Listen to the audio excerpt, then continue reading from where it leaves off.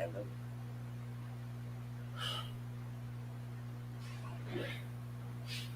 Kita, kita. Rinig, rinig, rinig. Kamusta? Rinig tayo? Can you hear me? Look, may galit na galit, oh. Bakit ka galit na galit, Ruby Perez Sebastian? Anong nangyari sa'yo? Sinong umaway sa'yo?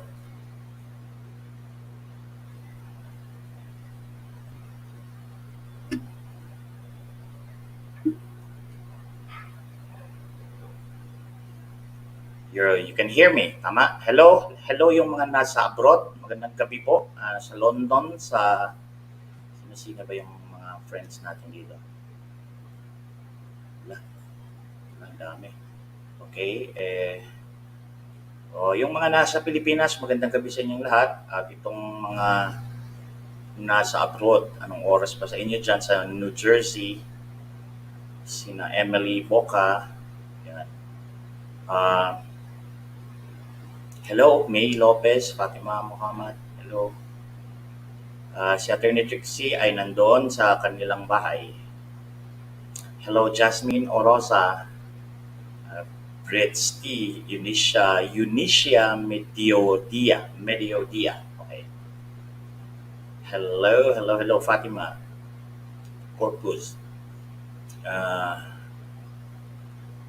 Umiilaw daw ang dating ng logo, sabi ni Pinay. Hello, Pinay. Mapagpalang gabi po. Okay, ayun na nga lang pag-usapan natin, ano. Ah, ang naisip ko kanina ay pag-usapan natin yung mga bagay-bagay na pinapaniwalaan nating mga Pilipino. Okay. It might as well be called Filipino philosophy. Okay, what is philosophy? Okay, let's Google that kind of thing. Philosophy.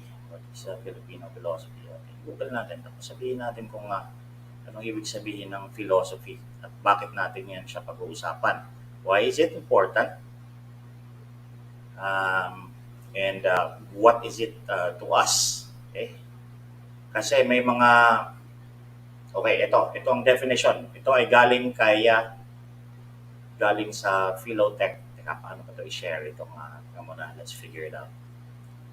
Here. Share a slide. Share screen. Screen.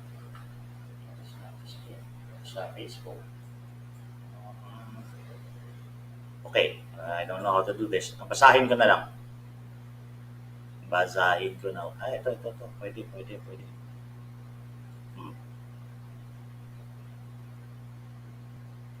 Lagay natin yan sa dyan. Sa kabila. Lagay natin yan sa dyan. Para makita nyo. Makita nyo itong nagsasabi natin. Ako naman ngayon ang hindi makakakita. Ulit. Share screen. Share screen daw eh. Ayan. Share natin yan.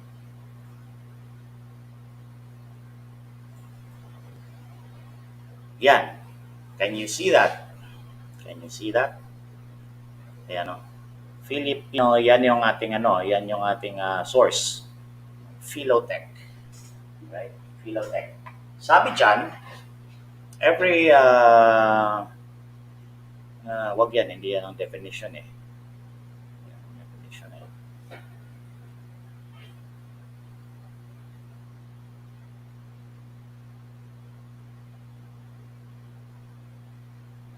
Ayan, okay. Ano ba philosophy? Okay, this is an example of how people will discuss philosophy. Philosophy, yan yung sum total of the things that the Filipino believe in, the foundations of their interaction, their view of themselves in relation to every other thing in the world, like their family, another person in the society, in the barangay, in the city, in school. So this is philosophy is the collection of concepts and principles that the typical Filipino, like each one of us, no matter what region we come from, we commonly share this collection of um, identity markers. Okay, identity markers. When we say identity, ang philosophy, karamihan, lalo na sa Western thought, ang paniniwala ng philosophy is something that is a strictly a body of knowledge that is academic, na inaaral yan. Philosophy, for example, for the Western world, European and American philosophy, they think that a certain philosophy, is the explanation of everything about the world. Okay, ito yung prinsipyo na nag-allow sa isang tao to understand the world, to see the world. So, how the person interprets kung ano yung nakikita niya sa paligid niya is based or founded on philosophy, right? It's founded in that. So, ano ngayon ang ibig sabihin sa atin ito? Ang ibig sabihin sa atin yan ay ang mga konsepto na ginagamit natin sa araw-araw sa pag-intindi sa mundo, to make sense of the world, to make sense of our relationships with a girlfriend, with a teacher, with a boss, ay ay grounded on this thing called the Filipino philosophy. So, there's so much talk about that thing. Teka muna, tanggalin na muna natin to. Anong example niyan? Wait, example, loob. Yung konsepto ng loob. Okay. Definition ng loob is inside. Loob is something that is inside an enclosure, di ba? Do you understand? Okay, loob. That is one of the concepts in Filipino philosophy, loob. So, marami tayong mga derivative concepts galing dyan. Kagandahang loob, kababaang loob. Okay, and kagandang loob is a characteristic of a good Filipino. Kung meron kang kagandahang loob, okay? And meron pang kababaang loob. Another good characteristic of a good Filipino is kababaang loob, humble, okay? Humility, hindi presumptuous, okay? Hindi mayabang. Kahit na meron kang dangal, which is another concept in the Filipino philosophy, dangal, hindi natin ipinagmamayabang. Diba? So these are the things that are so ingrained in us that we no longer think about this like we think about something that is not innately part of us. For example, ang konsepto ng due process. Diba? The concept of due process is so alien to us, but it is not unknown to us. We know it, but we know that, but we also understand that this concept is alien to us. Pero yung bayanihan is very innate in us na we don't really take so much time thinking about it. But Filipino philosophy is taking much time thinking about these things. But why? Because it will give us insights as to why exactly we do things, why exactly we decide the way we decide, why exactly we do things, we choose things the way we do. And again, Filipino philosophy is not only it is not an objective kind of thing na ito yung konsepto ng kagandang loob and lahat tayo susunod dyan. Even each person has his own understanding of each concept of Filipino philosophy. Again, based on his interpretation or application of his own Filipino philosophy. Okay?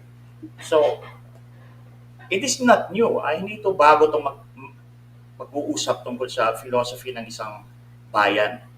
Okay? Kasi, karamihan sa Western thought ay hindi yan siya ang mga philosophies na inaaral sa Western na hemisphere ng globe ay hindi siya personal philosophy. Iniisip ang intindi nila, ang treatment nila sa philosophy ay something that would somehow at least apply to a good number of people and they must agree with each other as to the application and the meanings of the concepts in that philosophy. Sa atin, hindi. Meron tayong sari-sarili. Meron tayong sari-sarili and only guided by some really general and basic principles, doon lang tayo nag-share ng mga bagay-bagay na ito, kagaya ng mga loob. These are parang overarching ideas like palad, okay? Kapalaran, ano ba ba? Kabutihang palad, kasamaang palad, mapalad. Okay, mapalad ka, which is you are lucky or you are destined for a good um, future, okay, or good fortune. But again, pag titingnan mo, if you think about palad and you say mapalad, there is an underlying belief of something more, which is what is it? Parang kung mapalad ka, you believe in kapalaran. Okay? And kapalaran is like fatalism or or a predeterminism. That is the equivalent in the Western philosophy. Yung predeterminism that your life and the things that happen in your life has been written before you were even born. Okay, and to most Christian believers, this is a central idea of how they go on living their lives every day. Na sinulatan ng Diyos ang buhay ko. Okay, susundin ko na lang yung gusto niya. So thy will be done. Okay, masusunod ang yung ang yung kagustuhan, di ba? So sa paniniwala natin sa mga prinsipyo natin sa buhay, and we don't really think about it and notice it when we apply it, like halimbawa bahala na, we have a belief in kapalaran, which is our fate, our destiny. But again, kapalaran is just giving up on your safety or on your welfare and completely giving up and giving it up to the whoever is in control of your kapalaran. Okay, so bahala na. Right? Bahala na. But if you really think about it, um, bahala na is almost always a entrusting of what the loob. Yung loob natin, ang ating loob is ourself. Di ba? The loob is a very complicated concept. But makikita mo sa mga sinasabi natin nito na ang Filipino philosophy is first loob-oriented, not person-oriented, but yung collective self oriented and community or other-oriented, another person-oriented. Bakit? Sa Western philosophy, mga philosophy nila is mostly um, man-centered, but it is a universalizable. In other words, kung itong philosophy na to na napili ko applies to me, then everything that I know of this philosophy and the way I discuss it has something to do about me and how I look at the world, because that's my only reference in describing what philosophy is, how I react using this tool that I call philosophy. Sa Pilipino, hindi mas teka muna, ano nangyari? But nawala. Hold on. Can you still hear me? I suppose you can still hear me. I just lost my there it is. Uh, hold on. Let's fix this thing.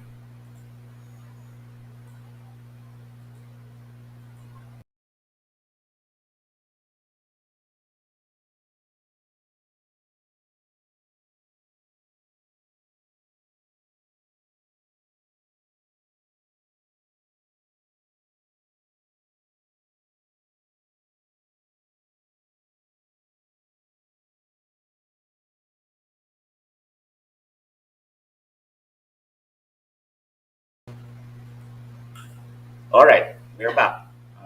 Okay. Uh, there's something happened there na medyo nabaliw na lang talaga bigla itong all right, we're back. There it is. Ayaw pa rin.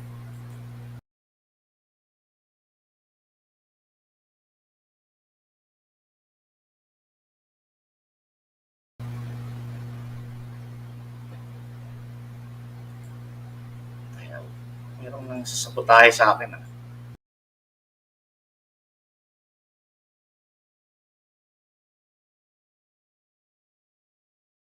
There. Medyo malabo. Okay, yan. Let's just go on with this thing. Okay. Um, you were talking about, oo nga, parang may nagsabotahe dito sa aking ano, mga Torvalu. Okay. Alright. Uh, yeah, alright. Okay, that's it. Nakikita niyo na ako. Philosophy. We were saying it is a Filipino philosophy. Characteristic of Filipino philosophy is a loob centered, which is not really person I centered, but loob, which is a collective concept that applies to everyone, and also other oriented. So, for example, kababaang loob, if you analyze it, it's always has to do something to do with another person in which the relationship is described in kababaang loob, mas mababa ang loob mo sa loob ng ibang tao. Okay? Sa loob ng ibang tao. So, kababaang loob is always relational. Okay? Palad. Uh, mapalad. Okay? Mapalad. When we say mapalad, we always say mapalad to someone in comparison to the rest of the society or the rest of the people we know, and even to yourself who is saying it. So, mas mapalad ka sa akin. Okay? Hindi yan sinasabing mapalad ka and not in comparison to anybody else, because it would not mean anything. It would not mean anything. So when we say mapalad ka, uh, it always says something that is not being said. So parang sinabihan kita ng mapalad ka, it's almost always like saying also mas mapalad ka kasi sa karamihan ng tao. Okay. Bayanihan, again, bayanihan, bayani is a hero, and the hero is always does good, something that is beneficial to the community. Bayanihan. Okay, and when we become heroes to each other, again, it's relational. We always think that the concepts that we believe in as a basis for our attitudes and behaviors in life, it always has to have something to do with other persons or other groups of persons, di ba? Yan ang unique sa Filipino philosophy kasi it's not overly personal like Jesus Christianity. That Jesus brand of Christianity is a personal faith, a personal relationship with your God, a personal relationship with yourself or with a with a with a community. So it is palaging ako, and sometimes the Filipino does not like it kasi the Filipino always wants others to share every experience with, di ba? Malungkot kung ikaw lang mag-isa ang kumakain, malungkot kung ikaw lang isa ang nanonood ng sine, malungkot kung ikaw lang mag-isa ang namamasyal sa isang bakasyon ng lugar, mga ganyan. So we always think that living life and experiencing things in life is better done with others. Di ba? It's better done with others. Kasi it's inherent in Filipinos na, and I don't know how we came about this way, but it's a good thing, and that maybe the reason why we develop this kind of attitude, this philosophy, is that it really is fun to be with a company, with a community of people when you experience something new, when you experience a graduation. Kasi may mga ako halimbawa, but this is not my own choice, but when I graduated college sa UP, I will graduate with honors. Pero wala naman akong kasama dito sa Manila kasi yung kapatid ko was, I think, hiding in the mountains during that time or something because she was a part of the activist group in UP. After me, kasi ako nagpahinga na ako doon. Wala akong mag-isa lang ako dito. Yung mga magulang ko nasa Davao, sa Tacum. So, I decided not to go to attend the graduation. My batchmates and classmates graduate, bakit hindi ka pupunta? Pumunta ka lang, nandun naman kami eh. Di ba? Pero parang sabi nga sa akin, kaya, tsaka wala rin akong pera eh. Ganyan, pambili ng supply, whatever, di ba? Pero yun nga, makikita mo sa reaction nila na bakit hindi ka pupunta, pare? Gagraduate kami doon, kami nga, gagraduate kami na walang-wala eh, na wala kaming karangalan or something like that, yung honors na yan. And it was not important to me anyway. Ang important sa akin na graduate na ako. So, makakapagtrabaho na ako. And then when I thought about, ano kaya ang trabaho ko? Graduate ako ng philosopher? Saan ako mag-apply nun? Di ba? Parang wala akong trabaho ng philosopher. Sabi ko, oh no. Mayayari ako nito. Parang mali itong kurso ko. Walang trabaho. So, engineering ka, engineer ka. Di ba? Ano ba? Criminology ka, magiging police ka. Philosophy. Ano mangyayari sa iyo dyan? Philosopher. Saan ka mag-apply ng trabaho niya? Sa eskwela, meron pa kayong do you need a philosopher? Di ba? Parang turo ka na lang ng philosophy, pero hindi yan na pagiging philosopher in the strict sense of the word. But anyway, ganyan tayo mga Pilipino. Mga konsepto natin always has something to do with the loob, the collective self, which is the self that we collectively consider as the good self. Okay? Kung ang isang tao ay mabuti, may mabuti yan siyang loob. At kung ako rin ay gusto maging mabuti, dapat gayahin ko rin yung kanyang character na yan, characteristic na yan na mayroong mabuting loob. Okay? So what else? Maraming concepts eh. Okay, let's read. Mayroon akong pinaglilista. Okay, halimbawa, loob. Yan, the concept of utang na loob. Okay? Utang na loob. If we deconstruct this concept, there are two concepts there in one. Yes, three words. Na is utang na loob is, I think it's an article. Utang na loob, yeah. Because utang na loob is a noun. And utang is a debt. Di ba? Ang utang is something that you owe somebody else. You need to pay it because in an earlier time, that person gave you something. And you have to pay it something in return. But that is the material utang, like the contractual utang, like nangutang ng pera, babayad ka ng pera. But we have a concept in Filipino philosophy that is called lakas ng loob o utang na loob. Okay, so unahin natin yung utang na loob. Nauutang ba yung loob talaga? I mean, if it is something that we consider as the collective self, the collective identity of a person, and this person shares it with everyone else that believes in the same philosophy, how do you utang that? How do you utang that? Diba? But we have that concept, and what the hell does it mean? And do we ever talk about it in school? What does it mean? Yeah, sure. It says, aside muna. Before before 6 years ago, hindi ko kaya magsuot ng t-shirt na may Marcos na nakasulat.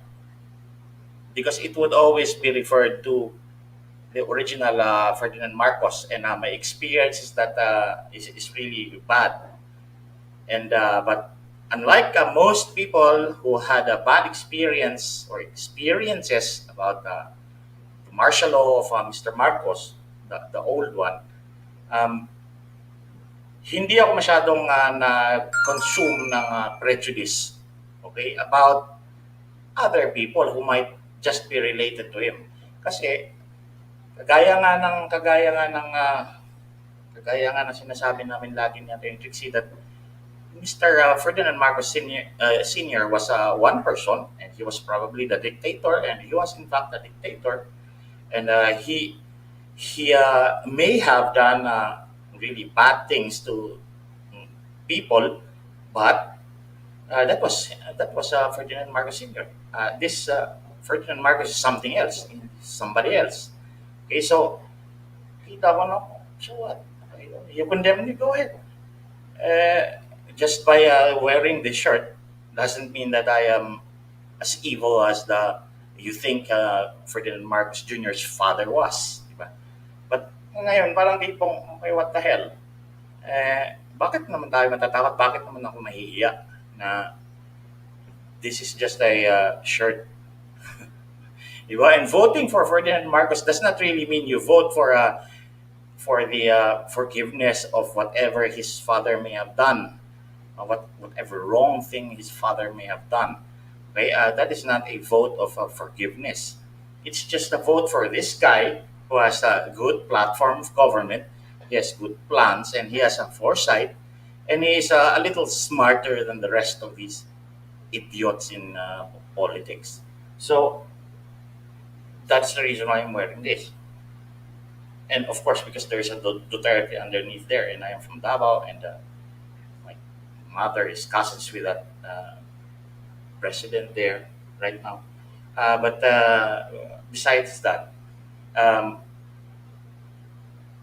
nanalo na sila eh, and I think that's our fault. Nanalo sila. Uh, the 31 million people, that's their collective fault. Anyway, palit na lang ng phone. Phone, wala nang battery yan. Right. What are we doing? Kaya nabaliw itong soundbar. Alright. We were talking about utang na loob. Utang na loob is something supposedly on its face, okay, on its occupation of the words utang na loob. It would literally mean na nangutang ka ng personhood. But understood as the way we do, it means na meron tayong utang ng gratitude. Okay, something did you a good favor, siguro, helped you in the past, and even if that person does not really expect you to pay it back, because how can you pay back loob? You can't utang it in the first place. Now you're talking about paying it back, di ba? So that when we say utang na loob, we don't really talk about how it will be repaid. In fact, para sa akin, when I was studying philosophy in UP, this is one of those things that really bugged me so much. Itong utang na loob na to. Because, okay, kung utang ito, then how do you repay it? And why does it keep coming up in the relationship between these two persons na yun nga na may involved na utang na loob, like yung isang kaibigan mo, pinahiram ka ng pera when you were really really down and out, and he helped you, okay, and maybe out of friendship and sympathy and solidarity and whatever, diba? Let's assume that it was a good motivation, a good motive for doing that. And now you, who is the beneficiary of this goodness, okay, or a favor or aid, is supposed to keep this in mind, itong utang na loob na to, such that in the future, kung meron naman siyang kailangan, magkukusa ka ngayon na tumulong din sa kanya in return. Okay, but ang konsepto sa Western thought ng utang, ng debt, is that whatever yung inutang mo, justice and fairness would require you to pay it back in the same kind. Diba? You have to pay it back in the same kind. Otherwise, pay it back in legal tender, which is like money. Diba? Money, because in Western systems, money is considered to be the legal tender. So it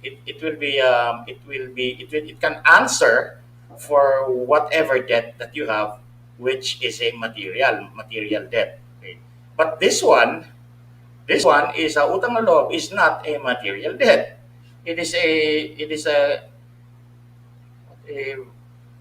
an abstract debt, di ba? Na hindi mo siya ma-quantify and therefore you cannot find its equivalent in money. But there goes the problem because utang na loob therefore cannot seem to be repaid at all. It would seem like to a non-Filipino or to a non-Tagalog because uh, this is a Filipino philosophy concept that is largely expressed, okay, and therefore there is a word for it in the Tagalog and Filipino and this area people, so this area in Luzon and maybe in Bicol and stuff like that. But kahit na doon sa amin sa Davao, meron kaming utang kabubuton, which is the same thing. It's just called differently. Utang kabubuton, utang na loob, okay, and utang kabubuton is far away from each other. Kabubuton is will kasi yung kabubuton it's pwede pa rin kasi yung loob is where the will sits, okay, or resides, because again it is the essence of the person. In our philosophy, yung loob is the essence of the person who owns it. And since it is a collective essence, then it exists for every single person in the community. So, utang kabubuton. So, meron din kaming ganyan, utang na loob. And it seems that the quandary there is that we cannot repay it. Once nangutang ka, and kahit na hindi ka actually humingi na nagmakawa na please tulungan mo ako, tinulungan ka na lang ng kusa. Kusa is another concept in Filipino philosophy na nakusa ka, kusang loob. Again, there it is. It's crazy. Now that you really think about it, it's all over the place, di ba? Kusang loob, nagpapababang loob, nagmamagandang loob. It's all over the place. Now that you start looking at it, it's all over the place. It's there. Di ba? It's funny that way. The things that we don't think about consciously, when you just pay attention to it once and then suddenly you see it all over the place and every single thing that you do, it's there, okay, it's there, and that is philosophy. That is the meaning of philosophy. And for the Filipino philosophy, these concepts are always there, okay, utang na loob. So how do you resolve this kind of problem about utang na loob? Well, wisdom, because philosophy is the study of wisdom. It's the love of wisdom. Okay? So if you're a thinker, if you're a philosopher, which everyone of us should strive to be, because what it takes to be a philosopher is just one thing, and it's thinking. If you can think, then you are already a philosopher. So I just really wasted the 4 years of my life studying philosophy, and the requirement there, when we graduated, we were told all you really needed to be a philosopher is to think. What a joke! But that is the truth. That is the truth. Um, to become a philosopher, you only need to think. Okay. So now that we start thinking about these things, uh, we are suddenly confronted with how it is to be a Filipino, how it is to be living in Metro Manila, where all of these Filipino philosophy concepts are really expressed not only in actions, in decisions, but also in words, di ba? Also in words. Okay. So yeah, let's try that again. The camera, if it's working now. Oh, there. So that's what I'm talking about. Philosophy, Filipino philosophy. Okay, moving on. What are the other concepts in Filipino philosophy that permeates our lives every day, but Otherwise, we didn't really think about it and pay attention to it because because that is the essence of philosophy. That it's it's the foundation of everything that you do. So on the surface is everything that you do. Underneath that is the philosophy, and we don't always talk about what is underneath us. Okay, when we say a statement like sira ulo ka, we don't always explain what is underneath that, which is ano ba yung sira ulo sa ating dalawa, anong meaning nun. We don't always say that. We just say something that is on top of those things, and it will be justified because we think that the other person also understands what I mean. Diba? And that is philosophy. But now, there's probably an important, a significant need for us to understand that we do have a philosophy as a people, as a Filipino, as a nation, but also that we share it, and we share it with other people in other regions that we never really imagined we would ever understand at all. 'Di ba, na kung sinabing Ilonggo 'yan, ay ikaw ay taga Ilocos, you would never really dream that you have something in common. But when we go on talking about Filipino philosophy, suddenly we are all alike because we share somehow really, really similar, if not, in fact, one and only one concept about some things in our philosophy. Diba? Okay, so utang na loob. Yeah, I remember my professor. His name was Professor Mendoza, the old one. Uh, Guy was brilliant. He memorized all the philosophies in the Western tradition, and also in the American tradition, and most of the Oriental tradition, yung mga Chinese and Japanese philosophers, and even the Indian philosophers. So, magaling talaga siya. Sabi niya, you do not puzzle yourself about utang na loob beyond that concept, because unang-una, it is not supposed to be paid. You are not supposed to repay utang na loob. Okay? And you are not supposed to singil it either. Rufino Lopez, salamat po, and this is not utang na loob, it's utang na pera. But see, an example. Here is some money given by a follower. Okay? And this is not a contract that I do something for him, a service or something that is delivered to him because it's valuable to him, but because of his goodness, of his heart. And he just likes to give away $500. And now, if I did not understand a Filipino philosophy, if I were not Filipino, if I were, like, for example, a British, I'd probably not understand this. Why the hell are you doing this? And how do I repay this now? Okay, but in Filipino philosophy, another concept of utang na loob, it is that the nature of the Filipino philosopher, which each one of us, member of the society, is that the importance of another person or the other is incorporated in how we view of our own importance. So that when one person gives you something, like a donation, for example, it is not because you did something good to him. It's not almost always like that. It's just like I see something good that you are or you do, or just because you have two eyes, I give you this, and that gives the law of the giver significance, because parang tipong napapasaya mo ako without really intending to do it, and therefore I will show you my goodness as well, and I hope that you find something beneficial with this thing that I give you. And yung tao na nagbibigay ng utang na loob, yung naghahandog o how do you say that? How do you now call it? Nagbibigay ng utang na loob? What's that?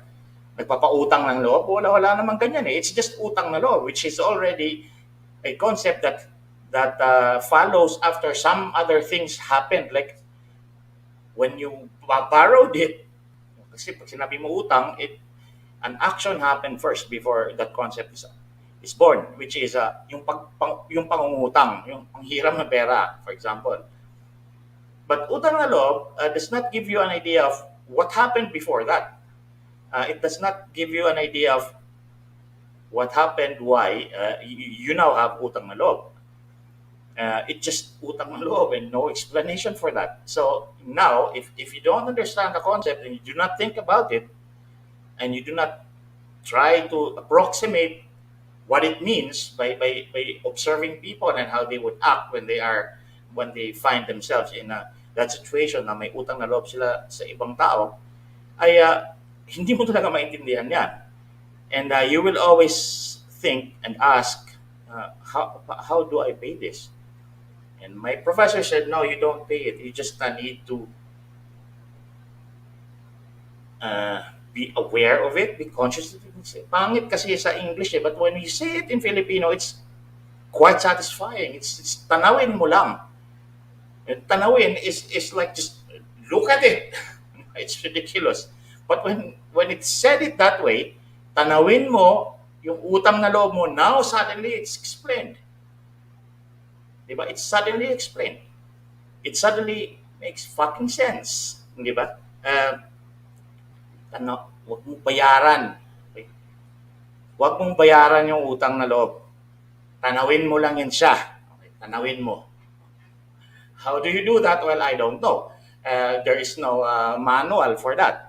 How to repay utang na loob or to make tanawin. Diba? And that's it. May explanation siya no Eden Walsh. Right? Sabi niya, experience in Brit culture, the recipient of 500 will be key. And thank you, simply cash out and thanks or buy you a drink. Appreciate both, but prefer the latter. Buy you a drink? All right. Of course. I will buy you a drink. After I told Trixie about it, and Trixie, Hasa, I'll just buy you a drink, all right? Let's just leave that $500 to the account of Trixie. Yeah, but I like it. See, this culture, this custom of the Brits.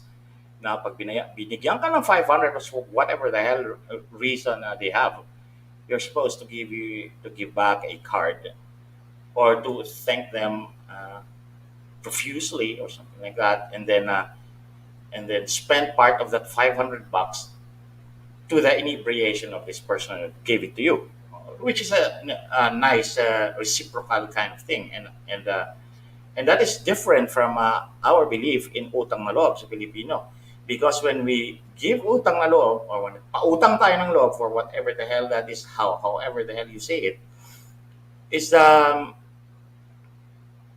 you really couldn't quantify it, because most of the time when we need somebody's help, and that somebody is that person who will help you and therefore give birth to your utang na loob, there's really nothing there left for you to be giving away, because usually ang mga taong nagkakautang na loob, yun yung sobrang hirap talaga, really in dire need of help or goodness from another person, from a peer, di ba? And then that's what's going on there.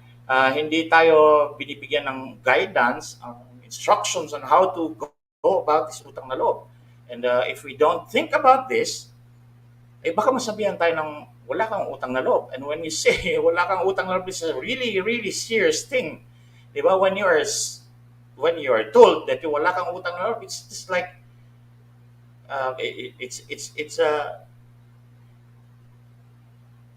it's a shameful, diba? Na kahiya-hiya tong sarili ko, itong loob ko na to ay kahiya-hiya dahil wala akong utang na loob. But again, how we repay it is not the objective here. The objective is to continue with our keeping the Filipino philosophy that guides our communities, guides our groups like families, barangays, communities, keeping that belief in there intact without destroying the circumstances that attend to it, di ba? What does that mean? For example, yung pangako. Pag nangako ka, hindi ka naman nangutang eh. Diba? But you have to make good on your pangako. It's like a check. Parang siyang cheque. Na pagka hindi mo tinupad yan, ay bouncing yan, ay di estapador ka. Ganun ang feeling pagka nangako ka at hindi mo sinunod. The person who waited for you there, for you to do your what to make good on your promise, will make you feel like estapador ka.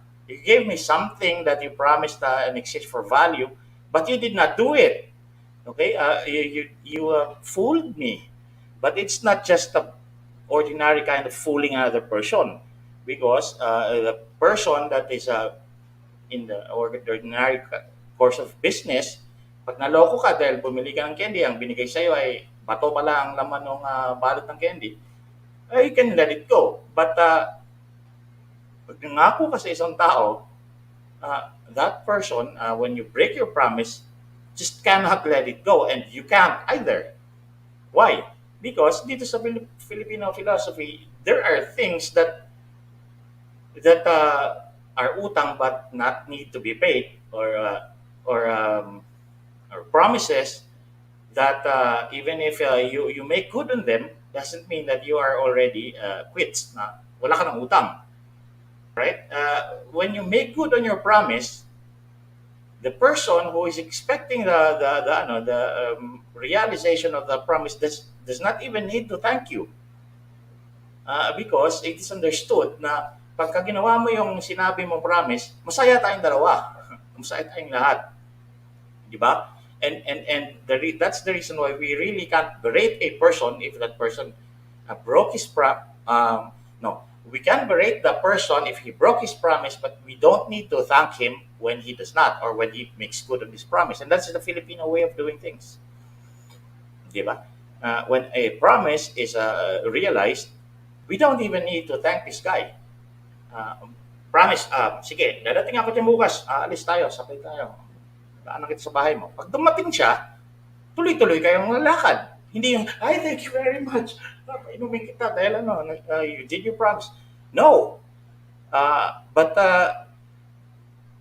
strictly speaking, if you interpret pangako in the parlance of contracts in the Western philosophy and law, you're supposed to thank this guy, di ba, or this person so much, uh, para para ma-satisfy din yung ano mo, yung parang sarili mo na, ay, binigay ko to sa'yo, so may utang na loob ka ngayon sa akin, magpasalamat ka ng pasalamat the whole afternoon.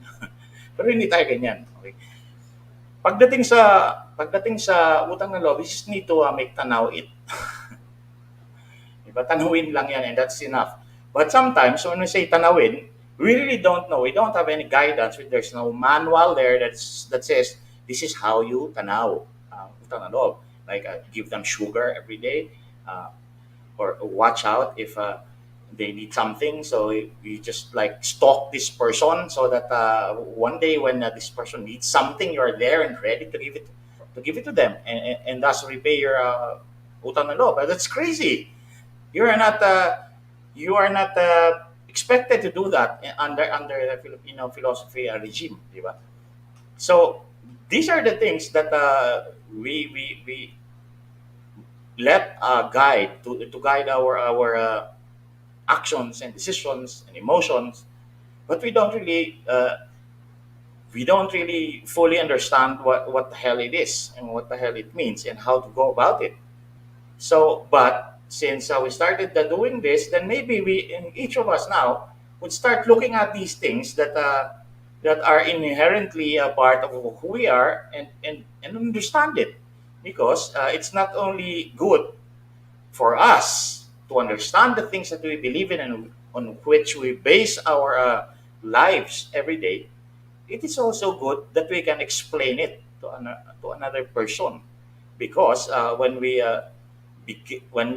get children, we have our children of our own, then there's a ready explanation that were not ready for us when we were their age. Our children would be better off because now, because we thought about these things, we can explain it to them and probably actually give them a list of things to do when they uh, don't know how to go about repaying utang na loob. Or maybe it's enough to tell him, anak, you don't need to pay utang na loob, you just make tanawid or something like that. But anyway, if you are able to understand and explain these things, you're able to pass it on to a child or to a younger person and make that person understand what he believes in. Make that person understand why he observed this utang na loob kind of thing. And now there is one less confused person in this world. And if each one of us does this, then we will have fewer confused people in the future. Diba? At least not the Filipinos. Maybe the Americans, they're confused, the Canadians and everyone else. But we, our children, will not be confused because we have explained things to them because we thought about our own philosophies on our time and we thought about it and we explained it to ourselves and therefore made us able to explain it to our kids. Diba? What else? What else? In Filipino philosophy, there's a pakikisama, for example. Pakikisama. Do you have an equivalent concept in the US? Pakikisama. Parang it's again, pakikisama is your relationship with a group, with again a community or society. Classmates kayo, makisama ka naman, tumulong ka naman dito, lalabas kami, uh, makisama ka, okay, ganun. And sometimes, negatively, um, sa pagsali ng mga fraternity, for example, we were told, huwag kayong sumali sa mga fraternity kasi mapapasama kayo dyan. Kasi ang away ng isa ay away niyong lahat, which is not really exactly true. Because you cannot assume that everyone there is like quarrelsome. Diba? But then again, when we were in high school, that's how we were told. Now, do not join these fraternities and gangs and stuff like that because mapapasama ka dyan. It's not pakikisama that's going on in the fraternity, our teacher said. They said, pakikisama yan. again, there's really no concept of pakikisama in the Filipino philosophy, but they are trying to juxtapose, okay, pinagtabi nila yung pakikisama and pakikisama and made us believe that what's actually going on when you join a fraternity in high school is pakikisama. Okay, makikisama ka lang dyan sa mga hindi masasamang tao, which is really not fair. But again, if you're in high school, you're not supposed to join all of these things. You're just supposed to join the choir and the speech group and the gardening group and the soccer group or the gay people or the sip-sip sa mga pictures and all that, di ba? Or the cleaners. Now, you're not expected to join fraternities kasi yun nga sila may pagsapatan din sila araw-araw, whatever. Again, but there it is, pakikisama. Why did my teachers use that concept of pakikisama and pakikisama? Kasi pagka pakikisama, pagka siningil ka or parang sinumbatan ka na makisama ka naman, it is understood that there is something that is an obligation on my part to do something for them or with them or for them because there is a really heavy thing that weighs down on me. Otherwise, pagka hindi ko ginawa yan, palagi ako magigilty na mayroon akong obligasyon na hindi ko ginawa. But then again, what it is not really an actual obligation. Like when nangutang kayo, now have an obligation for payment of money. But ang pakikisama seems to be an obligation out of nowhere. How did I ever owe you this thing? How did I ever start owing to you the doing of these things that you want me to do now and call it pakikisama as part of like peer pressure, di ba? But on the other hand, kung ikaw naman ang kusang loob na mag-express ng pakikisama and therefore merong mga tao doon that apat lang sila, lalaban sila ng basketball apat lang sila, makikisama ka sige, pre, kahit hindi ko kayo kilala, wala naman ako ginagawa, sasama ako sa inyo, and the reason for doing that is just pakikisama. I won't get anything out of it. You won't pay me, you won't hire me to be the fifth member of the team, but to me, it's a good thing to do because it makes me feel happy because it's pakikisama, and I am complying with the obligation of doing this, of being kind, of being nice, and being just overall nice guy by because of pakikisama. So now, when it is a collected of you or pang sinumbatan ka na makisama ka naman, it's probably not a good thing because it would push you back to the corner and make you think, teka muna, paano ba ako nagkaroon ng obligasyon dito? And suddenly, you just drop the word pakikisama and uh, I'm supposed to be bound to this obligation. But when it is you, the loob, the self, willingly chooses to makisama, it's a good thing. See, isn't that crazy? You know, how Filipino philosophy just has these things na hindi man pinaliwanag sa atin how it goes about when it happens. All right? Pakikisama and pakikisama and how it becomes an obligation on our part. Okay? All right, let's look at the comments. Okay lang kayo si TP, wala na siyang post for more than 24 hours. Ah, uh, ano yun? Since Pastrana and PPA expose niya. Okay. If there's something that happened to TP, we would know about it. TP has my phone number. He used to ask me for advice on certain things. So I think nothing has changed. He would still do that if he needed me or Trixie or Darwin or anybody else. Okay, but we will find out where TP is. Yes. Eh, ano yan? Anong meaning nitong sinasabi mo ni Marie? What is that? Nagatuto. Bisaya ba yan o Tagalog? Nagatutok is like pointing something, or nagatutok like pointing your eyes at something. All right. I feel sorry though for kids conceived, brought up in the thought of, and already obliged to on utang na loob. Children seem to be some kind of capital for profit. Okay. Uh, there are certain things that belong to different cultures in the Filipino society that, despite the commonness of certain concepts in Filipino philosophy, would still be unique to that kind of subculture. They are not subculture, but their own culture as a smaller group. Like yung mga Tausug, like yung mga Ilocano, they have this thriftiness kind of thing. Yung mga Tausug, they are lively and courageous when they are many. Okay, which is not which is not the, which is not something that you could say of other groups of Muslim communities.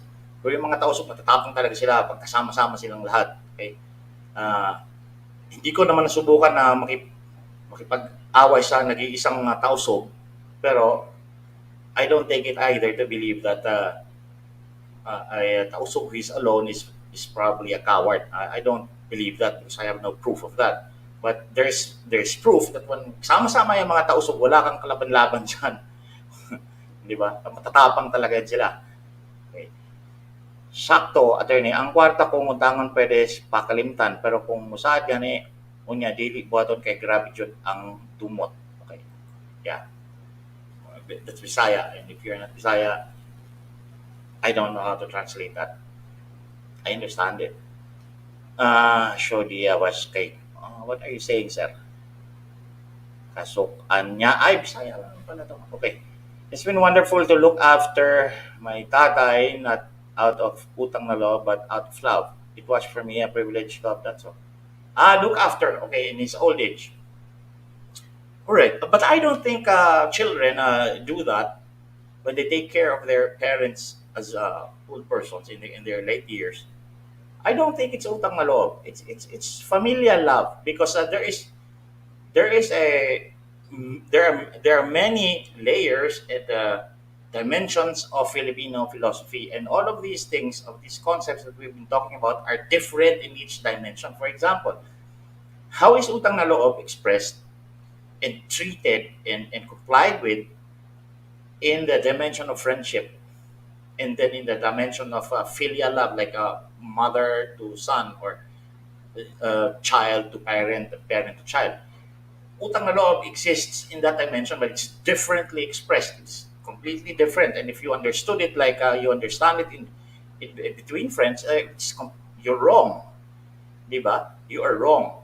So, yun nga, yung ating mga konsepto ay hindi lang yan sila uh, heterogeneous, but also have different meanings and explanations and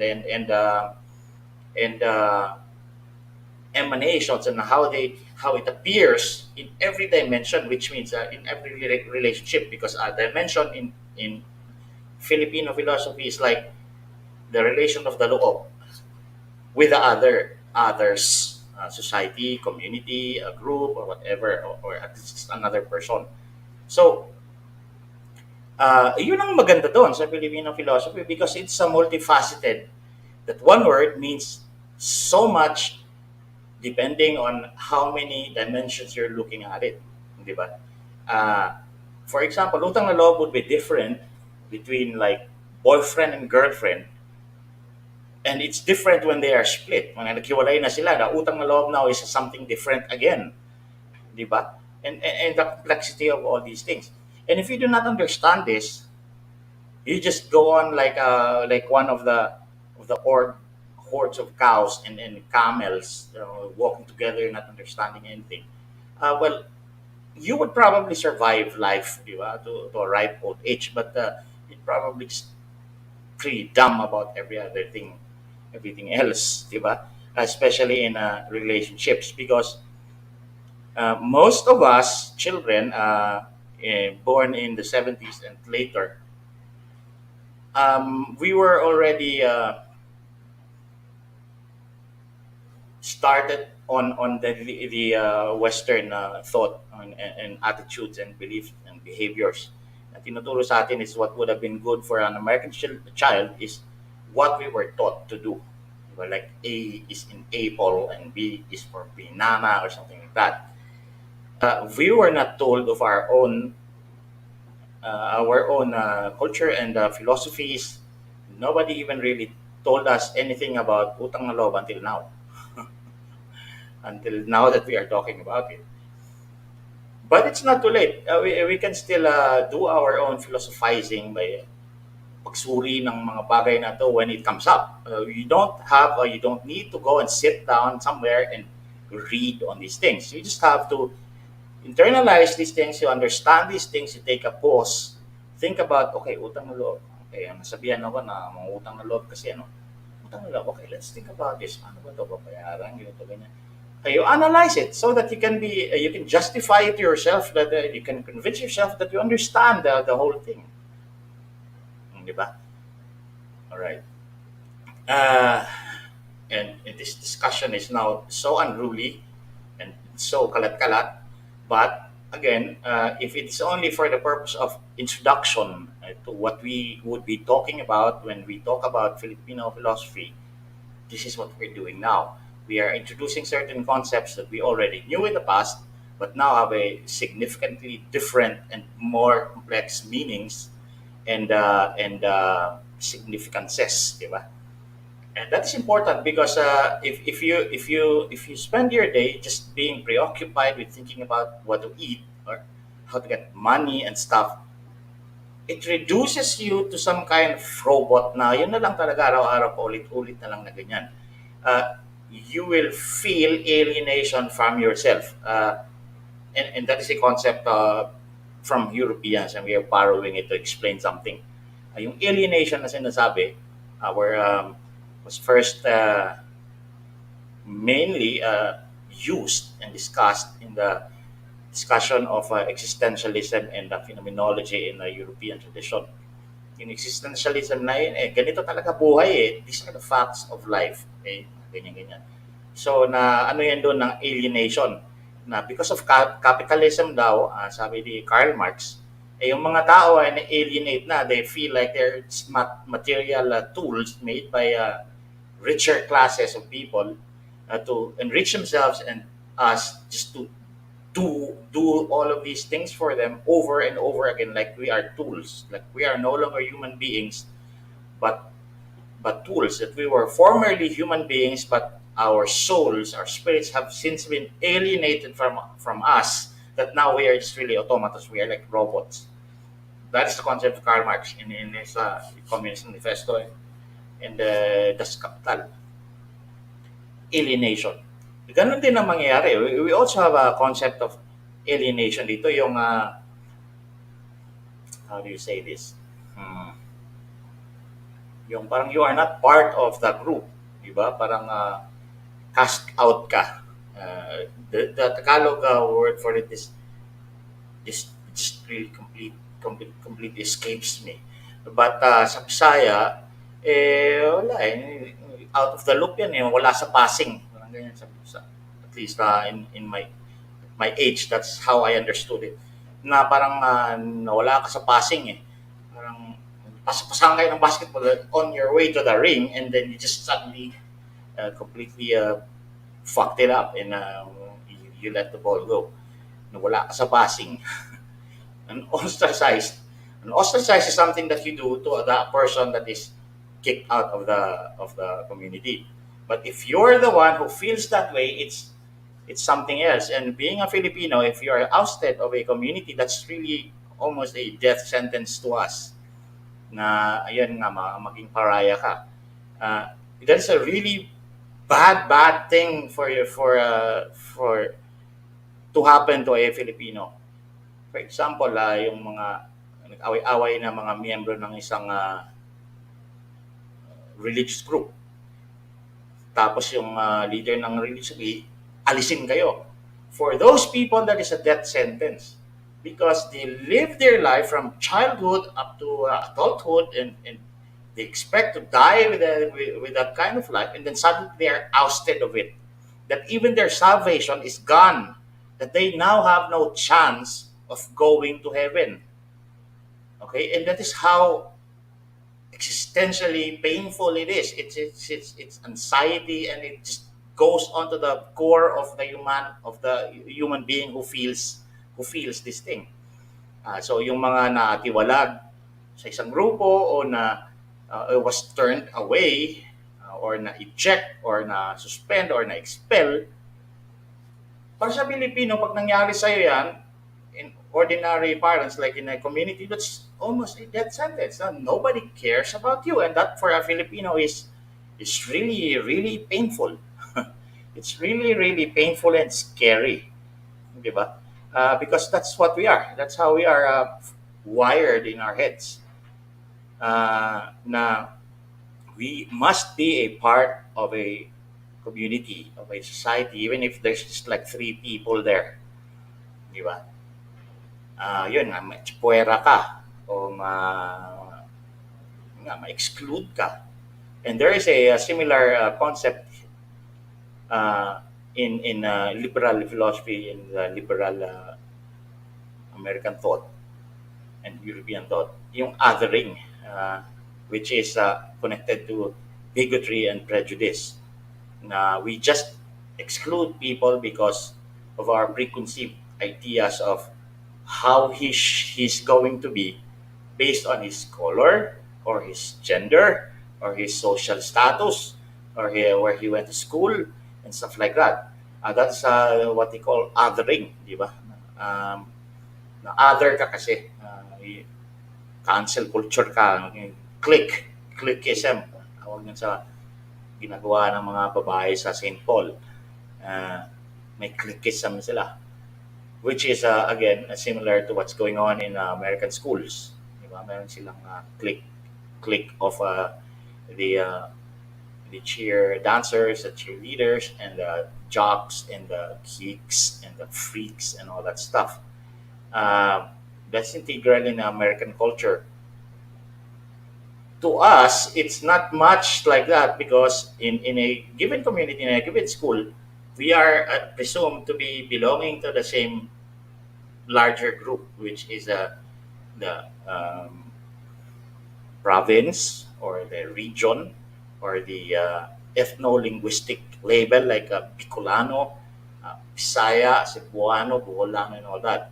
So we are, again, part of a bigger community that includes more and more people. We don't like excluding people. Sa ibang mga kultura, outside of the Philippines, it's a power. It's power to exclude people. And when you exclude people, it makes you feel powerful and makes the excluded person powerless and really, really in a bad situation. Really, really in a bad situation. But most of that is not really true. I mean, you can be fine if you were like ejected by your group in school. But right there and then, when it happens to you, it's just really so scary. Anong mangyayari? And some children would kill themselves because of that. Yung pambubuli and all that.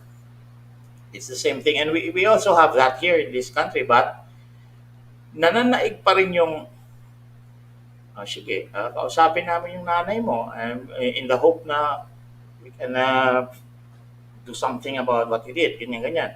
Because our parents believe that their parents, the parents of that child, is part of a community that we are also part of. And they will never be excluded, and we are not, never going to be excluded because even if may exclude na yan because he lives in that purok and we live in this purok, there's still the barangay. And if you live in different barangays, there is still a town or a municipio. Diba? And again, in bigger and bigger groups that completely encompasses what a Filipino is and who Filipinos are. Diba? Ganyan. And Filipino philosophy is beautiful. It's if you really think about it, it's unique and it's a happy. It's a happy kind of thing to think about. Ano tong sabi ni Mary Joy? Maraming utang na loob sa Pilipinas because we rely on family and friends, especially financial help. But in a welfare state like Norway, people work and pay tax and this government provide social and financial help. Yeah. Welfare states are rich states because hindi ka magiging hindi ka magiging welfare state kung hikahos ang gobyerno nyo dahil ang maraming magnanakaw dyan sa gobyerno. And most of welfare states are considered as the pinnacle of the development of what a democratic country is. So, a democratic capitalist country. So, yan yung mga role models ng mga Western countries, yung Norway, Sweden, yung nandyan sa Scandinavia. Because even America is not a welfare state. Well, definitely it is not because right now they're just completely in shambles. Diba? But more and more countries are thinking that way. And to me, if you are not familiar with the underlying philosophy of those communities like Sweden and Norway and Finland and all that, if you are not familiar with their philosophies there, you would not understand why the hell it is like that. Na bakit obligasyon ng Estado ito na pakainin tayo kung wala tayong pagkain? Hindi ba yan sila naghihirap din on their own? Di ba? Pero para sa kanila, siguro, I'm not sure if this is correct. Para sa kanila is first, develop yourself, compete, and in competing is healthy competition in capitalism. Then everybody will develop and progress and uplift in the level of like socially and economically being well off, di ba? While here in the Philippines, because of things like corruption and malversation and selfishness and greed, hindi nangyayari yan. But I suppose there are also greedy Norwegians and there are also greedy Swedes. But I think that since they they have evolved. No, they existed as a state, as a community, longer than we have, and they have evolved their own culture that we're only we're only ano bang tawag dyan? They were only like mixed with other cultures that are also familiar to them because they're neighbors. Yung almost all of them in Scandinavia were like, eh, di ba, yung mga fighters of Vikings na ganyan. Almost all of them share that kind of heritage. And so their cultures, even if they crossed each other, would have been familiar. And it's sa atin, when the Spaniards came, they were completely different. And they were white and tall, and they were saying crazy things that we didn't understand. So it was this that experience is different. And our democracy now is not ours; it's the American democracy. It was transplanted here. So hindi yan sa atin. No? Samantalang democracy of Sweden did not arrive in Sweden as a democracy. It was developed from whatever they are in the past, like they were a monarchy. They were ruled by kings and stuff, and they just like to fight with each other there in that small area of the Scandinavia. But since they shared a common heritage of those mythical Vikings, di ba? Nagkaroon sila ng identity and then the will to develop themselves first, their families first, and now that we are okay, then we can contribute to the government as a representative of each one of us to help those who are more in need than we are. That's a welfare state, but it's a really difficult thing if there are still people there below the poverty line. It cannot happen if there is a poor in that country. Diba? Ang karamihan dyan kasi sa Sweden, when I went there, I noticed na ang mga tao na tinutulungan nila, and they were really helpful. They are the highly evolved human beings, yung mga Swedes. Personally noticed it. At tumutulong talaga sila, and just really not because they have an obligation to do it, and therefore will not do it if no one's looking. Sila talagang gagawin nila yan because it's nothing else to do but that. Diba, parang you cannot do otherwise and help this person. Ang karamihan dyan yung mga natawag nilang gypsies and all that. Nakaupo sa labas ng mga tindahan. And sitting outside in Sweden is a really bad situation. If you find yourself doing that, you're dead. Sobrang lamig doon eh. Sobrang lamig. So, sobrang hirap ng isang tao na nasa labas, nakaupo buong araw. Mahirap yan. At talagang tinutulungan nila yan doon. Okay? But that's it. How they develop to be that way is rooted in who they are and how they understand their own culture. And that is also what we need now. Especially where in this situation where we have to rediscover who we are and the things that we have in common with each other so that we can rebuild a nation and push on together. Di ba? Na hindi na tayo mag-away-away uli, and therefore we need to go back to our history, restudy our history, and see that there are more things that we have in common than candidates in elections. That after that we should be able to get over it and join hands again and help each other. If only to become a country that has no more poor people. Not welfare state, but just no one is left behind poor. Di ba? Or oppressed. Ganyan. But we have a long way to go before we reach that.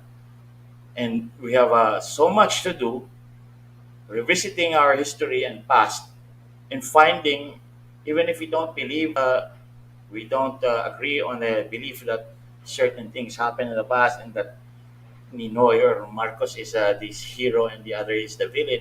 Even if we don't agree with that, that's just politics. I mean, these things, they come and go. The more significant and important and fundamental things like utang na loob, like kababaang loob, like kapalaran and all that, holds us together as a country in a territory that is ours and we should protect. And we cannot protect this group of islands we call Philippines if we are not together on something. If we do not understand that this land is ours and that we own this together, it would be so easy for outside forces to completely send us in disarray. And that's what we need right now. Okay lang yung mga katsawan, mga ganito, mga dilaw, mga ganyan-ganyan. But remember, these are Filipinos as well. And even if they're so completely stupid, it is probably our duty to make them understand na, look, stupid din naman kami sa mga ibang bagay eh. There are things that we don't understand that you probably understand quite well because you're like on your kids or something like that. You can explain it to us. And we can probably forget the fact that we want to like strangle you or something. Uh, and we can do that. I mean, makakapit-bahay tayo na tinitiis lang natin, yung pwedeng walisin to silang lahat eh. If we can do that with our friends in school, in work, we can do that with other Filipinos because they are Filipinos. That we share something together. That we have the same color and attitude and beliefs in Utang Loob and the same bad habits. Diba? So, the sooner we identify all of these things and we agree on, okay, we don't agree on who to vote for and who is stupid and who is not, but I'm not killing you, am I? And you're not killing me, so we should probably be doing things together as a beginning. So, yan din. For us, people now listening, my lesson that I learned tonight, uh, discussing these things with you, is that there is something in common. There is something there that's more in common with most of us here in this country, not only the DDS, not only those who voted for Marcos and Duterte, but also those who did not. Um, because if we just look past these things, we will discover that there's so much more about them that we do not know and would probably not know and feel so sorry about it because we were so engrossed with the temporariness of politics.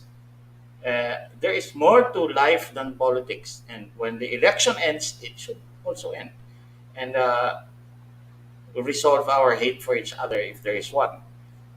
Uh, pero yung katsawan tuloy-tuloy pa rin. We are friends, pero katsawan kita dahil medyo kung lutang-lutang ka eh. Pero katsawan na lang yan. Hindi na yan yung you cannot live beside me and you cannot enjoy the same things that I enjoy because you're a DDS or something like that. That's really bad. And we cannot tell people that that's bad what they are doing if we are doing it also ourselves. So there, by looking at who we are and what philosophy we have in common, I hope, it is hope tonight that when we go to sleep and we wake up tomorrow and the next day and so on and so forth, that we start realizing these things. That there is really no benefit to Filipinos and the Filipino nation if we just keep on doing this. There's no winner here. Nanalo na si Marcos at saka si Duterte, but now they have the obligation to keep us together, diba? And at the same time, protect this country from outside enemies. And hope that we will be steered together to one direction if it is really completely and absolutely needed. And it's up to us to look to that. Siguro ang pinakamagandang application ng utang na loob is the utang na loob natin sa ating bayan. Kasi ang bayan natin ang nagbigay sa atin ng identity natin, ng ating history, na meron tayong maalala about who we are in the past in relation to other Filipinos. And utang na loob is probably best may tanaw, how do you say that? Pinakamagandang utang na loob na matatanaw ng isang Pilipino ay yung utang ng loob niya sa kanyang bayan. And that is what we should hope to do and to aspire to do. Even if we hate some groups and call us trolls and fake news and all that. But if they also realize that they have utang na loob sa bayan, then probably all the same going the same place. So let's do that, di ba? Before we just completely destroy this country. We look at Ukraine, Russia, and they were one country before, but now they're just destroying each other. Well, one is destroying the other more than the other is destroying the other. But there it is, and that's where we're headed if we continue doing this thing. That when we see that they hate us and then we hate them back, we just completely forgot our nation. We just completely forgot our bayan. That's the wrong thing to do for a Filipino. Kung meron kang utang na loob sa bayan mo, tanawin mo na. Tanawin na natin yan siya ngayon. Right? And I won't continue preaching like the stupid Praile here. It's just that I hope that you realize this thing as much as I do and realize that this is something that I don't have yet, but I really, really hope to do. And if doing this with you would be easier for me, then let's do it together.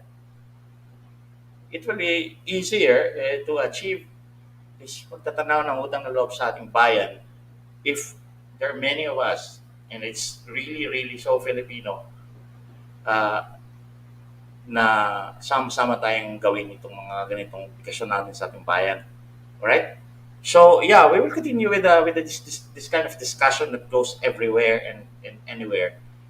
Because this way, yung stream of consciousness kind of thing, it's more it's more exploratory, it's more expository na mas marami tayong maintindihan sa isang tao in a really short period of time kasi hindi lang isang bagay yung nag-uusapan niya kundi a lot of things that are interrelated.